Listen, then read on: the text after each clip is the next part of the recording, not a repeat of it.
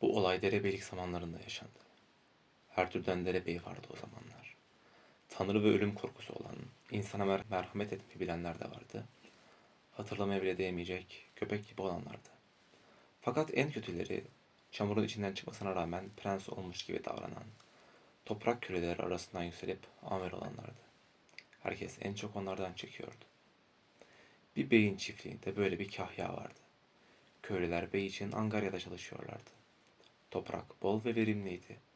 Su, çayır, orman hepsi vardı ve hem beye hem köylülere pekala yeterdi. Ama bey başka bir çiftliğindeki bir uşağı getirip onlara kahya yaptı. Kahya eline gücü geçirir geçirmez köylülerin tepesine bindi. Onun da bir ailesi, karısı ve evli iki kızı vardı. Epey de para biriktirmişti. Günaha girmeden rahatça yaşayıp gidebilirdi. Ama hırs dolu olduğundan günah batağına saplandı. Köylüleri angarya haricinde işe koşmaya başladı. Bir tuğla fabrikası kurdu. Kadın, erkek ayırmadan herkese ölesiye çalıştırdı ve tuğla ticaretine başladı. Köylüler Moskova'daki beye şikayete gittiler ama işe yaramadı. Bey Kahya'yı kovmadı. Köylüler de elleri boş döndü. Kahya köylülerin kendisini şikayete gittiğini öğrenince onları daha çok çalıştırmaya başladı. Köylülerin yaşamı daha kötü olmuştu. Köylüler arasında da güvenilmez insanlar vardı. Kahya'ya arkadaşlarını ihbar etmeye ve birbirlerini dolandırmaya başlamışlardı. Ahali arasında kargaşa çıktı. Kahya bu işe çok kızdı. Durum her gün biraz daha kötüleşiyordu. Halk kuduz vahşi bir hayvanmış gibi Kahya'dan korkmaya başlamıştı. Kahya köyden geçecek olsa ona görünmemek için herkes kurttan kaçar gibi saklanıyordu. Bunu gören Kahya daha çok kızıyor, iyice korkunç oluyordu. Dayakla, angaryayla herkesi canından bezdiriyor, köylülere yapmadığı eziyet kalmıyordu. Bazen onun gibi zalimlerin ortadan kaldırıldığı olurdu. Köylüler de bunu düşündüler. En cesurları bir köşede toplanıp konuştu. Bu canavara daha fazla katlanacak mıyız? Zaten mahvolmuşuz. Hem böylelerini öldürmek günah değildir. Paskalya'dan önce bir gün ormanda toplandılar. Kahya, beyin ormanının temizlenmesini emretmişti. Yemekte şunları konuştular. Ne yapacağız şimdi? İliğimizi kemiğimizi kuruttu herif. Çalışmaktan canımız çıktı. Gece gündüz demeden çalışıyoruz. Ne bize rahat veriyor ne kadınlara. Hoşuna gitmeyen en ufak şeyde hemen bize kusur buluyor. Sonra gelsin kırbaç. Semyon kırbacın altında öldü. Annesimi zincire vurup öldürdü. Daha ne diye bekleyelim? İşte akşam gelip yine bağırıp çağıracak. Atından indirip bir balta darbesiyle işini bitirmeli. Götürüp bir yerlere gömeriz. Köpek gibi. Atını da suya salarız. Yalnız anlaşalım. Hepimiz birlik olmalıyız. Kimse ele vermemeli. Bunları söyleyen Vasili Minayev'di. Kahya'ya kini hepsinden çoktu. Kahya her hafta onu kırbaçlıyordu. Üstelik karısını da zorla alıp kendisine aşçı yapmıştı. Köylüler aralarında anlaştı. Akşam üzeri Kahya geldi. Atıyla gelmişti. Ağaçları yanlış kestiler diye hemen azarlamaya başladı. Ağaç yığın arasında bir ıhlamur ağacı da görmüştü. Ben ıhlamurun kesilmesini emretmedim. Hanginiz kesti bunu? Söyleyin çabuk. Yoksa hepinizi döverim. Ağacı kimin kestiğini öğrenmek için herkesi sorguya çekti. Sonunda Sidor'u gösterdiler. Kahya yüzü gözü kan içinde kalıncaya kadar Sidor'u dövdü. Ağzı ağaç kestiği için Tatar Vasili de kamçıdan nasibini aldı. Sonra Kahya evine döndü. Karanlık çökünce köylüler yine toplandı. İlk konuşan Vasili oldu. Ne biçim milletiz be? İnsan değil bildiğin serçeyiz. Karşı çıkacağız, karşı çıkacağız. İş başa düşünce herkesin ödü koptu. Serçeler de Atmaca'ya karşı aynen böyle toplanıp teslim olmayalım, karşı duralım derler.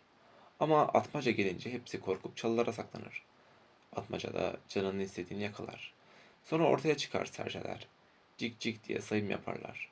Kim eksik? Vanka. Şansı açık olsun. Hem bunu hak etmişti zaten. Siz de böylesiniz işte. Teslim olmayacağız diyorsunuz, olmayacaksınız. Sidor'u dövmeye başladığında üstüne atılıp işini bitirecektiniz. Teslim olmayalım, karşı duralım. Hadi oradan. Atmaca gelince çalılara saklandınız hepiniz. Böyle konuştukça konuştular ve Kahya'yı öldürmeye kesin karar verdiler. Paskalya haftasında köylülere bey için yulaf ekmeleri emredildi. Köylülere bu kadar da fazla geldi. Vasili'nin evinin arkasında bir toplantı yaptılar yine. Adam Tanrı'yı da unutmuş dediler. Böyle şeyler yapmaya devam edecekse gerçekten ölmeyi hak ediyor. Biz zaten mahvolmuşuz. Bu kez Piotr Mihaev de gelmişti. Mihaev gayet uysal bir adamdı ve köylülere bu konuda katılmıyordu. Konuşmaları dinledikten sonra şöyle dedi. Büyük bir günah işliyorsunuz dostlar. Bir insanın canını almak ciddi bir günah. Bir ruhu yok etmek kolay. Peki sonra sizin ruhunuz ne olacak? Adam kötülük ediyorsa ediyor. Katlanmak gerek dostlar. Vasili bu sözlere çok kızmıştı. Sen de bir şey tutturmuşsun, insan öldürmek günahtır. Tamam, öldürmek günahtır biliyoruz. Fakat iyi bir insanı öldürmektir günah olan. Tanrı bile böyle bir itin öldürülmesini emreder. İnsanları kurtarmak için kuduz köpekleri öldürmek gerekmez mi? Bu herifi öldürmemek daha büyük günah olur. İnsanların kanını döküyor yahu. Azap çekeceksek insanların iyiliği için çekelim bari. Çözülecek olursak hepimizi mahvedecek adam. Boş konuşuyorsun Mihail. Peki İsa'nın yortusunda çalışırsak daha küçük bir günah mı işlemiş olacağız? Yoksa sen çalışmayacak mısın? Neden çalışmayayım dedi Mihail. Çift sürmeye yollanırsam giderim. Ama kendi isteğimle gitmem. Tanrı da günahı kime yazacağını bilir. Kendim için konuşmuyorum dostlarım. Bize kötülüğe kötülükle karşılık vermemizi istese Tanrı bize böyle bir kanun gönderirdi. Ama o başka türlüsünü gönderdi. Sen kötülüğü yok etmek istiyorsun ama o senin içinde büyüyor.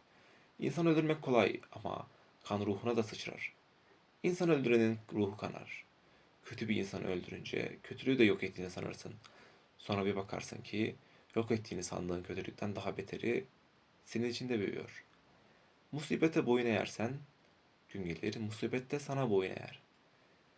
Köleler anlaşamamıştı. Fikirler çatışıyordu. Bazıları Vasili gibi düşünüyor, bazıları da Miheyev'e katılıp günaha girmemeyi, katlanmayı tercih ediyordu. Pazar günü Paskalya kutlandı. Akşam üzeri beyin adamlarıyla gelen muhtar, Kahya Mihail Semyon için emirlerini iletti. Ertesi gün bütün köylüler yulaf için çift sürmeye hazır olacaktı. Muhtarla beyin adamları bütün köyü dolaşarak herkese ırmağın altından mı yoksa ana yolun kenarında mı çalışacağını bildirdi. Köylüler sızlanıp yakınsalar da karşı gelmeye cesaret edemediler ve sabah sabanları alıp çift sürmeye gittiler. Kilisede ayin için çanlar çalıyor, ahali her yerde yortuyu kutluyordu. Erkeklerse çift sürüyordu. Geç kalkan Mihail Semyoniç ev işlerini denetledi. Ev halkı karısıyla dul kızı giyinip süslenmiş, uşağın biri onları çoktan ayna götürmüştü bile. Döndüklerinde hizmetçi semaveri ısıttı. Mihail Semyoniç de onlara katıldı. Çaya oturdular. Semyoniç çayını içtikten sonra çubuğunu yakıp muhtarı çağırdı. Hey, köylüleri tarlaya yolladın mı? Yolladım Semyoniç. Peki hepsi gitti mi? Hepsi gitti. Bizzat götürdüm. Tarlaya götürdün ama çift sürüyorlar mı? Git bir kolaçan et. Öğleden sonra benim geleceğimi de söyle. Her iki saban 1 hektar toprak sürmüş olacak. Hem de düzgün sürülecek. Boşluk bulursam yortu falan dinlemem. Baş üstüne efendim. Muhtar gitmek için ayağa kalktı ama Mihail Semyoniç onu durdurdu. Bir şey söylemek ister gibi yüzünü gözünü buruşturdu ama nasıl söyleyeceğini bilemedi bir an. Biraz daha bocaladıktan sonra şunları söyleyiverdi. Bana bak. Bu soyguncular benim hakkımda ileri geri konuşuyorlar biliyorum. Kim bana sövüyor, kim neler diyor hepsini bana anlatacaksın. Bu eşkıyaları iyi bilirim. Hiçbiri çalışmayı sevmez. Yan gelip yatmaya, aylaklık etmeye bayılırlar ama. İşkembelerinin doldurmaya, yortulara da bayılırlar. Ama çift sürme zamanı geçecekmiş, ekim gecikecekmiş hiç düşünmezler. Kısacası konuşmalarını dinle. Kim neler diyor hepsini bana bildir. Bunları bilmem gerekiyor. Hadi git şimdi. Bana bak. Hiçbir şeyi gizlemeyecek, her şeyi anlatacaksın ona göre. Muhtar dönüp çıktı. Atına binip tarlaya, köylülerin yanına gitti. Kahya'nın karısı kocasının muhtara söylediklerini duymuştu. Yanına gidip adama yalvarmaya başladı. Uysal, iyi yürekli bir kadındı. Elinden geldiğince kocasını sakinleştirmeye, köylüleri kollamaya çalışırdı. Bu kez de kocasından merhamet dilemeye koşmuştu. Mişenka, kocacığım, Şu kutsal günün yoğurtunun hatırına sana yalvarıyorum. İsa aşkına Anlarya'ya koşma köylüleri dedi. Semyoniç karısının söylediklerini hiç aldırmadı. Sadece güldü. Anlaşılan epeydir sopa yemedin sen dedi. O yüzden cesarete gelmişsin. Üstüne vazif olmayan işe ne karışıyorsun? Mişenka, canım, seninle ilgili kötü bir rüya gördüm. Gel beni dinle. Bırak şu köylüleri. Bana bak. Anlaşılan iç yağını çok yiyince kırbaç işlemez sanıyorsun. Ayağına denk al. Çok kızan Mihail Semyoniç, hala yanan çubuğunu karısının ağzına yapıştırıp odadan kovdu ve yemek istedi. Börek, etli lahana çorbası, kızarmış domuz, sütlü erişte, pelte, vişne likörü ve kekle mükellef bir ziyafet çeken Mihail Semyoniç, karnı doyunca aşçı kadını çağırdı ve şarkı söylemeye zorladı. Kendisi de gitarını alıp ona eşlik etti. Mihail Semyoniç'in keyfi yerine gelmişti. Gitarın tellerini tıngırdatıyor, aşçı kadına gülüyordu. Muhtar gelip selam verdi ve tarlalarda gördüklerini anlatmaya başladı. Sürüyorlar mı? Yetiştirebilecekler mi? Neredeyse yarısından fazlasını bitirmişler. Boşluk var mıydı? Hiç görmedim. Korkudan gayet iyi sürüyorlar. Toprak nasıl peki? Tam tavındı. Yumuşacık. Haşhaş gibi. Un ufak oluyordu konunca. Muhtar sustu. Ya benim hakkımda ne diyorlar? Söven var mı? Muhtar tereddüt ediyordu. Ama Mihail Semyoniç her şeyin açıkça söylenmesi emretti. Her şeyi anlat. Senin ağzından çıkmadılar ya. Onların sözü işte. Gerçeği söylersen ödül var. Ama onları korursan kamçıyı yersin. Hey Katyuşa, şuna bir kadeh vodka ver de cesaretini toplasın. Aşçı kadın muhtara vodka getirdi. Muhtar Kahya'ya kadeh kaldırıp içti. Dudaklarını sildi ve konuşmaya hazırlandı. Ne çıkar bunda diye düşündü. Methedilmemesi benim suçum değil ki. Öyle emrediyorsa gerçeği söylerim. Cesareti yerine gelmişti. Homurdanıyorlar Mihail Semyoniç dedi. İyi de ne diyorlar söylesene. Biri Tanrı'ya falan inanmaz o dedi. Kahya güldü. Kim söyledi bunu? Hepsi söylüyor. İçine şeytan girmiş de diyorlar. Kahya yine güldü. Her kimse güzel demiş. Ama kim ne dedi tek tek söyle. Mesela Baska ne diyor? Muhtar köylülerin ismini vermeyi düşünmüyordu ama Vasili'ye öteden beri düşmandı. En çok seven Vasili. Ne diyor peki? Söyle yahu. Korkunç bir şey söylüyor. Feci bölümden kurtulamayacak diyor. Hah, aferin. Neden ağzını açıp bakıyormuş da öldürmüyormuş o zaman? Eli mi varmıyormuş yoksa? Neyse, seninle söyle sonra hesaplaşırız Vaska. Ya Tişka iti ne diyor? Hepsi kötü şeyler söylüyor. Ne gibi şeyler? Bunları tekrarlamak bile çok çirkin. Neden çirkin olsun? Korkma, söyle. Göbeği çatlayacak. Midesi dışarı fırlayacak diyorlar. Miyal Somyaniç buna bayılmış, kahkaha bile atmıştı. Bakalım ilk kimin midesi fırlayacak? Bunu kim söyledi? Tişka mı? Hiç kimse iyi bir şey söylemiyor ki. Hep seviyor, tehditler savuruyorlar. Peki Piotr Mihaev, o ne diyor? O da rezilin tekidir. Ağız dolusu sövüyor değil mi? Hayır Mihail Semyoniç. Piotr sövmüyor. Neden sövmüyor ki? Köylüler arasında size sövmeyen tek kişi o. Kurnaz bir adamdır. Beni şaşırtıyor. Nasıl şaşırttı? Öyle bir şey yaptı ki bütün köylüler şaşırdı. Ne yaptı? Çok tuhaf bir şeydi. Ona uğramıştım. Durkin tepesinin yamacında çift sürüyordu. Ona yaklaştıkça birilerinin şarkı söylediğini duydum. Derinden gelen tatlı bir sesti. Sabanın arasına da bir şeyler parıldıyordu sanki. Neymiş o? Ateş gibi bir şeydi parlayan. Biraz daha yaklaştım ki ne göreyim. 5 kapiklik bir mumu sabana tutturmuş meğer. Mum yanıyor, rüzgardan da hiç sönmüyordu. Piotr ise yepyeni bir gömlek giymiş, çift sürüyor, bir yandan da bir yoğurt ilahisi mırıldanıyordu. Sabanı döndürüyor, sarsıyor ama mum sönmüyordu. Gözlerimle gördüm. Sabanı salladı, ters çevirdi ama mum hiç sönmedi. Peki ne dedi? Hiçbir şey demedi. Beni görünce yoğurtumu kutladı ve ilahi söylemeye devam etti. Peki sen bir şey dedin mi? Demedim ama köylüler yaklaşıp onunla alay etti. Paskalya'da çalıştığın için günahların asla affedilmeyecek mi hiç dediler. Ne cevap verdi? Sadece dünyada barış, insanda iyi niyet olmalı dedi ve tekrar sabana sarılıp atları dürterek ince sesiyle ilahi söylemeye devam etti. Mumsa hep yanıyor, hiç sönmüyordu. Kahya gülmeyi kesmiş, gitarı bir yana bırakmış, başını önüne eğerek düşüncelere dalmıştı. Uzun süre oturduğu yerden kalkmadı. Aşçıyla muhtarı def etti ve gidip perdenin arkasındaki yatağına uzandı. Sonra da saman yüklü bir arabayı çekiyormuş gibi ahlayıp oflamaya başladı. Karısı yanına gelip onunla konuşmaya çalıştı ama cevap vermedi. Sadece şu sözler dökülüyordu dudaklarından. Beni yendi. Şimdi anlıyorum. Karısı onu kandırmaya çalıştı.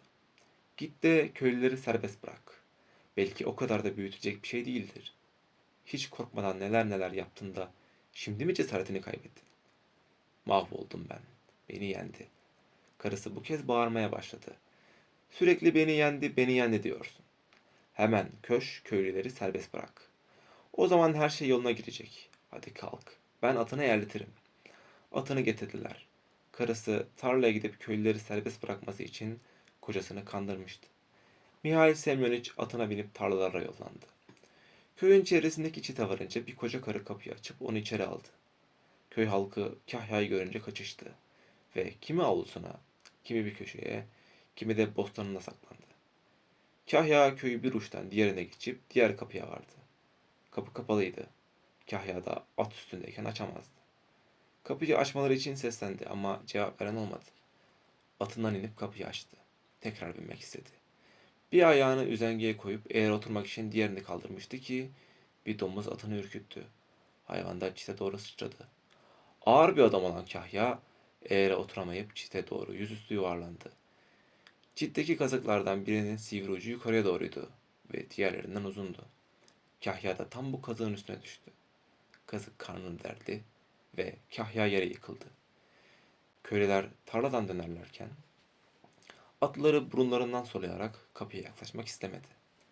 Köylüler elleri iki yana açılmış olarak yerde sırt üstü yatan Mihail Semyoniş'i gördüler.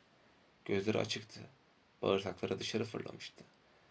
Pıhtılaşmış bir kan gölünün ortasında yatıyordu. Toprak kanını çekmemişti. Köylüler korkup atlarını öbür kapıya sürdüler. Sadece Pyotr Mihaev atından inip Kahya'ya yaklaştı. Adamın gözleri açık, cansız yattığını görünce gözlerini kapadı ve oğlunun yardımıyla Kahya'nın cansız vücudunu arabaya koyup evine götürdü. Bey Kahya'sının yaptıklarını öğrenince günahtan kurtulmak için köylüleri azat etti ve çiftliğini de vergi karşılığında onlara verdi. Köylüler de Tanrı'nın gücünün kötülükte değil, iyilikte olduğunu anladı.